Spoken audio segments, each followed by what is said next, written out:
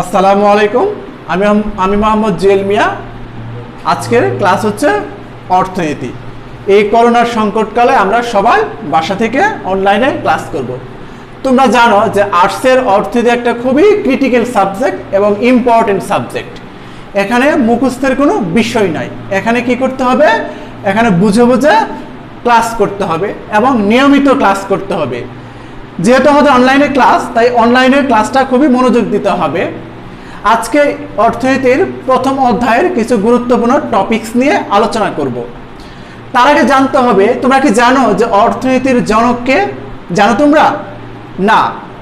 দেখো, অর্থনীতির জনক হচ্ছে অ্যাডাম স্মিথ। অর্থনীতি পড়তে গেলে অর্থনীতির কিছু বিষয়ভিত্তিক জ্ঞান রাখতে হবে।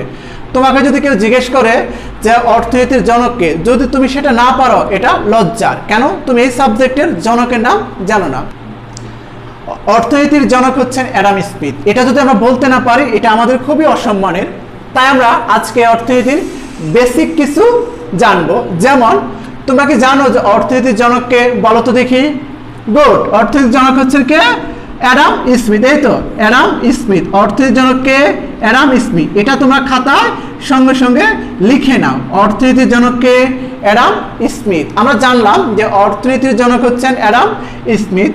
আরেকটা প্রশ্ন, তোমরা কি জানো যে অর্থনীতির আধুনিক জনককে? অ্যাডাম স্মিথ হচ্ছেন অর্থনীতির প্রাচীন জনক, সনাতন জনক, আগের কালের জনক। অর্থনীতির বর্তমান কালের জনককে? পল স্যামুয়েলসন। কে এটা? পল স্যামুয়েলসন। পল স্যামুয়েলসন। বানানগুলো লক্ষ্য করবা। স্যামুয়েলসন। আমার সাথে সাথে তোমরা খাতায় লিখে নাও। তাহলে অর্থনীতির জনক হচ্ছেন অ্যাডাম স্মিথ, অর্থনীতির আধুনিক জনক হচ্ছেন পল স্যামুয়েলসন।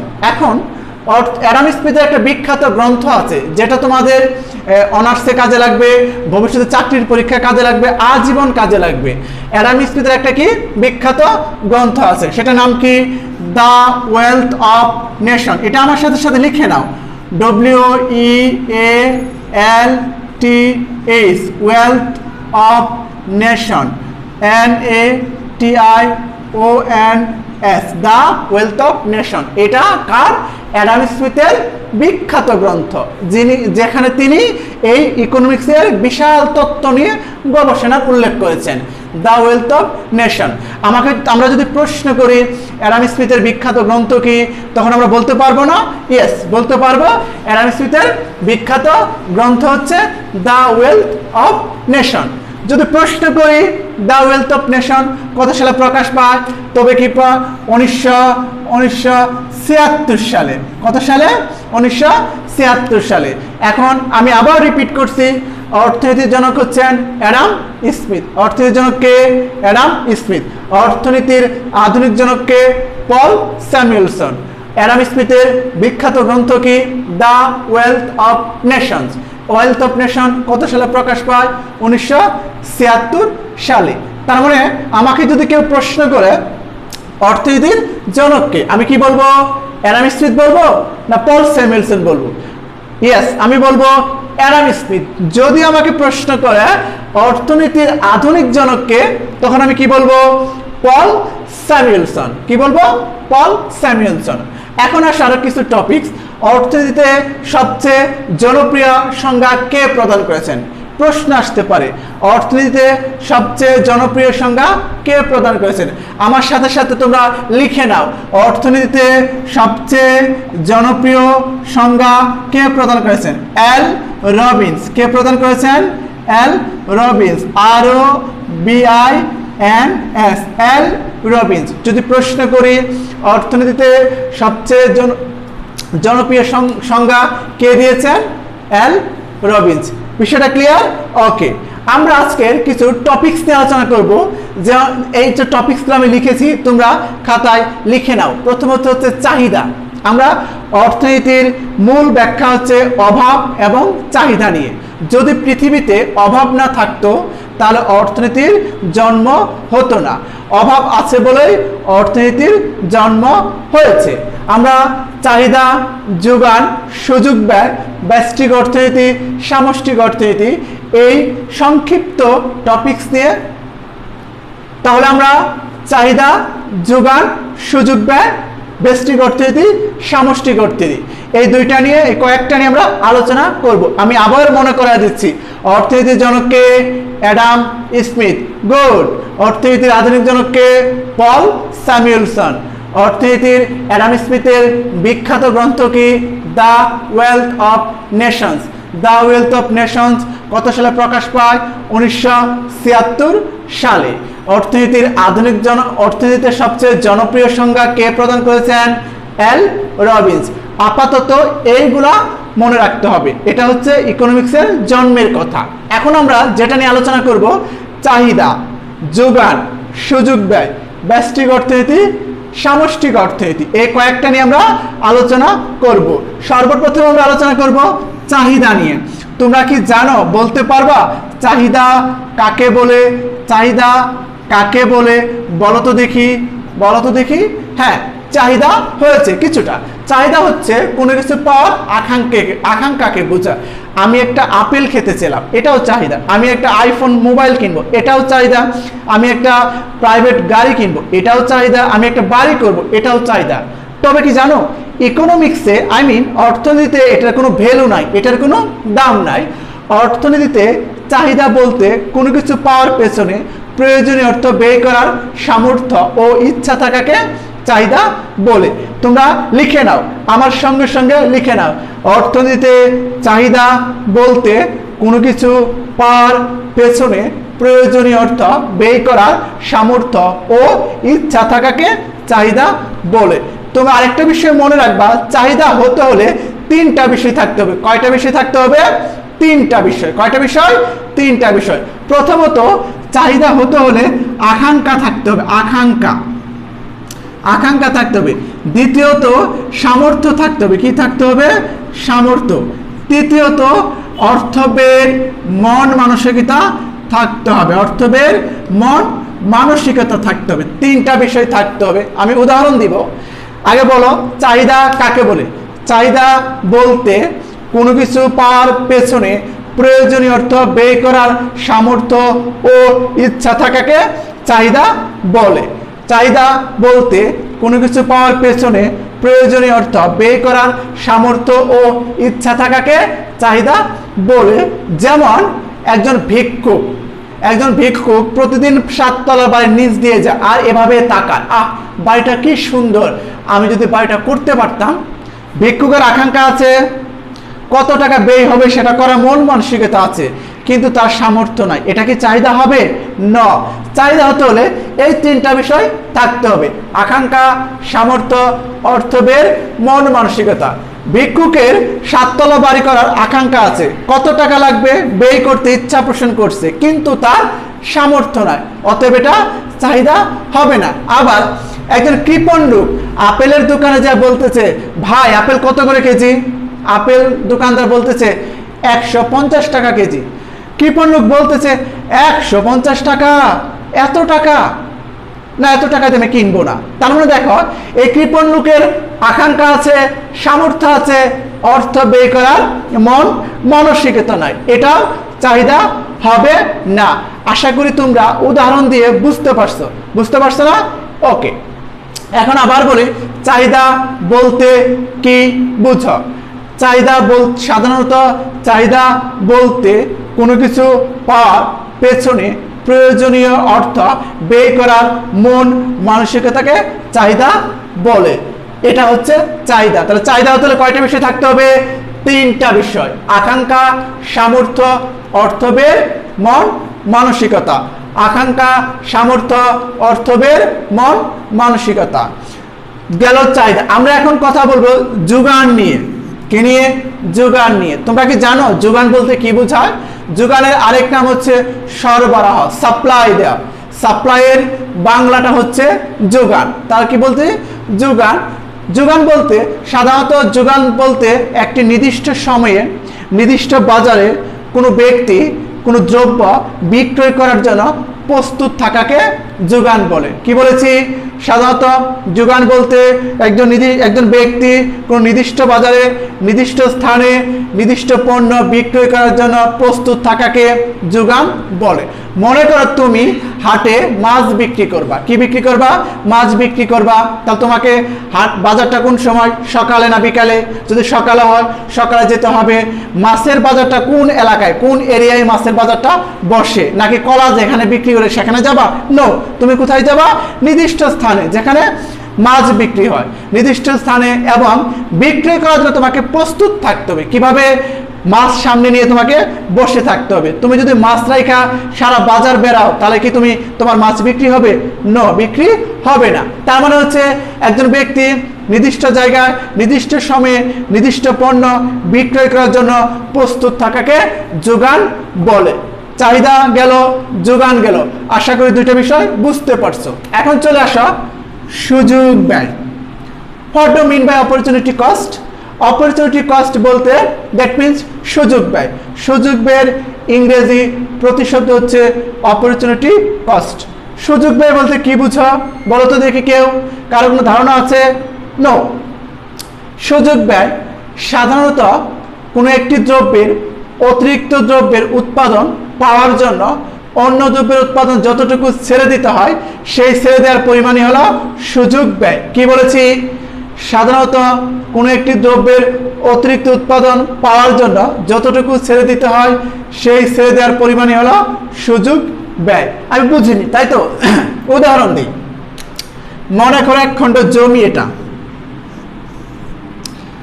তুমি প্রতি বছর ধান উৎপাদন করো। কি উৎপাদন করো? ধান উৎপাদন করো। ধান উৎপাদন করে তোমার লস হয়, ক্ষতি হয়। তো তোমার বাবা বলতেছে কি, না এবার ধান উৎপাদন করবো না, এবার গম উৎপাদন করব। তোমার বাবা চাইতেছে গম উৎপাদন করতে, তুমি কি চাইতেছ? ধান উৎপাদন করতে। এটা নিয়ে বিরাট বিতর্ক।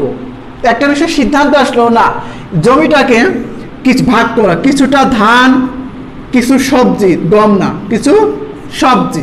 কি করব? কিছুটা সবজি। আগে পুরাটাই ধান উৎপাদন করছি, এখন অর্ধেক করছি। তার মানে এই সবজির উৎপাদন পাওয়ার জন্য ধানের উৎপাদনকে আমাকে ছেড়ে দিতে হচ্ছে না? সবজি উৎপাদন করার জন্য ধানের জায়গাকে ছেড়ে দিতে হচ্ছে না? এই যে ধানের জায়গাটা ছেড়ে দিলাম এটাই সুযোগ ব্যয়। আরো ক্লিয়ার হবে। মনে করো তুমি ঢাকা ভার্সিটি এবং জাহাঙ্গীরনগর ভার্সিটিতে চান্স পেয়েছ। এখন তুমি কি একজন ব্যক্তি হিসেবে দুইটা ভার্সিটিতে পড়তে পারবা? পড়তে পারবে না। তোমাকে কি করতে হবে? এই দুইটা ভার্সিটির মধ্যে কোনটা বেটার, কোনটা ভালো সেটাতে তুমি ভর্তি হবা। তুমি ঢাকা ভার্সিটি ভর্তি হলাম। ঢাকা ভার্সিটিতে ভর্তি হওয়ার জন্য তুমি যে জাহাঙ্গীরনগর বিশ্ববিদ্যালয়কে ত্যাগ স্বীকার করলা, ছেড়ে দিলা, সেটাই হচ্ছে সুযোগ ব্যয়। তার মানে হচ্ছে একটাকে পাওয়ার জন্য অন্য দ্রব্যকে যে ছেড়ে দিতে হয় সেটাই হচ্ছে সুযোগ ব্যয়। আমি আবার বলি, সুযোগ ব্যয় বলতে কি বুঝো? সাধারণত কোনো দ্রব্যের অতিরিক্ত উৎপাদন পাওয়ার জন্য অন্য দ্রব্যের উৎপাদন যতটুকু ছেড়ে দিতে হয় সেই ছেড়ে দেওয়ার পরিমাণেরও সুযোগ ব্যয়। এটা আমার এই সংজ্ঞাটা তোমার এই বইয়ে নাই, তোমার বই আর কঠিন করে আছে। আমি আমার অন্য বই থেকে সংজ্ঞাটা দিলাম, তুমি লিখে রাখো, লিখো, এখনই লিখো, খাতা বের করো, লিখো। সাধারণত সুযোগ ব্যয় বলতে কোনো একটি দ্রব্যের অতিরিক্ত উৎপাদন পাওয়ার জন্য অন্য দ্রব্যের উৎপাদন যতটুকু ছেড়ে দিতে হয় সেই ছেড়ে দেওয়ার পরিমাণই হলো সুযোগ ব্যয়। আমাদের তিনটা গেল, গেল চাহিদা, গেল যোগান, গেল সুযোগ ব্যয়। ব্যষ্টিক অর্থনীতি কি নিয়ে আলোচনা করব? ব্যষ্টিক অর্থনীতি। তোমরা কি জানো ব্যষ্টিক শব্দের ইংরেজি প্রতিশব্দ কি? Micro, MICRO, micro. ব্যষ্টিক শব্দের ইংরেজি প্রতিশব্দ কি? মাইক্রো। মাইক্রো শব্দের বাংলা অর্থ জানো তোমরা? বাংলা অর্থ কি? ক্ষুদ্র। বাংলা অর্থ কি? ক্ষুদ্র। বাংলা অর্থ কি? ক্ষুদ্র। তার মানে হচ্ছে ব্যষ্টিক শব্দের ইংরেজি প্রতিশব্দ হচ্ছে মাইক্রো, মাইক্রো শব্দের বাংলা অর্থ হচ্ছে কি? ক্ষুদ্র। এখন আমরা এটা সংজ্ঞা শিখব। ব্যষ্টিক অর্থনীতি কাকে বলে? মনে কর ব্যষ্টিক অর্থনীতি অর্থনীতির যে শাখায় বিভিন্ন বিষয় নিয়ে ক্ষুদ্র ক্ষুদ্রভাবে অথবা পৃথক পৃথকভাবে আলোচনা করা হয় তাকে ব্যষ্টিক অর্থনীতি বলে। আবার বলি, অর্থনীতির যে শাখায় বিভিন্ন বিষয় নিয়ে ক্ষুদ্র ক্ষুদ্র ভাবে অথবা পৃথক পৃথক ভাবে আলোচনা করা হয় তাকে ব্যষ্টিক অর্থনীতি। তুমি প্রশ্ন করতে পারো যে স্যার আপনি বললেন অর্থনীতির যে শাখায় বিভিন্ন বিষয় নিয়ে, বিভিন্ন বিষয়গুলা কি? আমি বলবো বিভিন্ন বিষয় হচ্ছে কোনো ব্যক্তির আয়, তোমার আয় হিসাব আলাদা, আমার আয় হিসাব আলাদা, তোমার সঞ্চয় হিসাব আলাদা, তো তোমার উদ্বৃত্ত হিসাব আলাদা, তোমার খরচ হিসাব আলাদা, এগুলা পৃথক পৃথক ভাবে অন্তর্ভুক্ত করবে বা আলোচনা করবে। এটা হচ্ছে ব্যষ্টিক অর্থনীতির কাজ। অতএব আমরা বলতে পারি ব্যষ্টিক অর্থনীতি কাকে বলে? অর্থনীতির যে শাখায় বিভিন্ন বিষয়, বিভিন্ন বিষয়গুলা কি বলতো দেখি? একক ব্যক্তির আয়, একক ব্যক্তির সঞ্চয়, একক ব্যক্তির খরচ, এগুলা। অতএব লিখো আমার সাথে সাথে, তোমরা লেখার সংজ্ঞাটা পূর্ণাঙ্গ সংজ্ঞা বলছি। ব্যষ্টিক অর্থনীতি, অর্থনীতি যে শাখায় বিভিন্ন বিষয় নিয়ে ক্ষুদ্র ক্ষুদ্র ভাবে অথবা পৃথক পৃথক ভাবে আলোচনা করা হয় তাকে ব্যষ্টিক অর্থনীতি বলে। আমি আবার বলি, অর্থনীতি যে শাখায় বিভিন্ন বিষয় নিয়ে ক্ষুদ্র ক্ষুদ্র ভাবে অথবা পৃথক পৃথক ভাবে আলোচনা করা হয় তাকে ব্যষ্টিক অর্থনীতি বলে। তোমাদের একটা কথা মনে বলে রাখি, তোমাদেরকে বলে রাখি, অর্থনীতি মুখস্থের কোনো বিষয় নয়। অর্থনীতি মুখস্থের কোনো বিষয় নয়, এটা কিসের বিষয়? বোঝার বিষয়। এটা বোঝার, তুমি যদি মুখস্থ করো তাহলে তুমি ভুলে যাবা। তোমাকে বুঝে বুঝে পড়তে হবে। তোমাকে কি করে দেবে? বুঝে বুঝে পড়তে হবে। অন্যান্য টিচাররা কি করে জানো? অন্যান্য টিচাররা এই অর্থনীতিটাকে মুখস্থ করায়, লিখে মুখস্থ করা, একবারে মুখস্থ করা না, এটা পদ্ধতি না। আসল কথা হচ্ছে, লজিক হচ্ছে, চাহিদা কি তোমাকে বুঝতে হবে, যোগান কি তোমাকে বুঝতে হবে, সুযোগ ব্যয় কি তোমাকে বুঝতে হবে। ব্যষ্টিক অর্থনীতি কি বলতো দেখি তুমি? ব্যষ্টিক অর্থনীতি কি? গুড। ব্যষ্টিক অর্থনীতি হচ্ছে অর্থনীতির যে শাখায় বিভিন্ন বিষয় নিয়ে ক্ষুদ্র ক্ষুদ্র ভাবে অথবা পৃথক পৃথক ভাবে আলোচনা করা হয় তাকে ব্যষ্টিক অর্থনীতি বলে। গেল চারটা। আমরা এখন পড়বো সামষ্টিক অর্থনীতি। কি এটা? সামষ্টিক। আচ্ছা, সামষ্টিক শব্দটা যেন কেমন যোগ যোগ মনে হয় না? সমষ্টি সমষ্টি মনে হয় না? সমষ্টি মানে কি? যোগফল। আমরা সামষ্টিক এর ইংরেজি প্রতিশব্দ কি? ম্যাক্রো। সামষ্টিক ইংরেজির প্রতিশব্দ কি? ম্যাক্রো। MACRO, macro. কি বলেছি? সামষ্টিক শব্দের ইংরেজি প্রতিশব্দ ম্যাক্রো। এর বাংলা অর্থ হচ্ছে, বাংলা অর্থ হচ্ছে অতি বৃহৎ। কি বলেছি? অতি বৃহৎ। অতি বৃহৎ, অতি বৃহৎ মানে বড়। সমষ্টি মানে কি? বড়। তুমি একটা বিষয় মনে রাখবা, সমষ্টি মানে কি? বড়। এখন প্রশ্ন করি, সামষ্টিক শব্দের ইংরেজি প্রতিশব্দ কি? ম্যাক্রো। গুড। সামষ্টিক শব্দের ইংরেজি বাংলা অর্থ কি? অতি বৃহৎ। এখন আমরা সংজ্ঞাটা বলি। সামষ্টিক অর্থনীতি কাকে বলে? সামষ্টিক অর্থনীতি কাকে বলে? অর্থনীতির যে শাখায় বিভিন্ন বিষয় নিয়ে সামগ্রিকভাবে আলোচনা করা হয় তাকে সামষ্টিক অর্থনীতি বলে। কি বলেছি?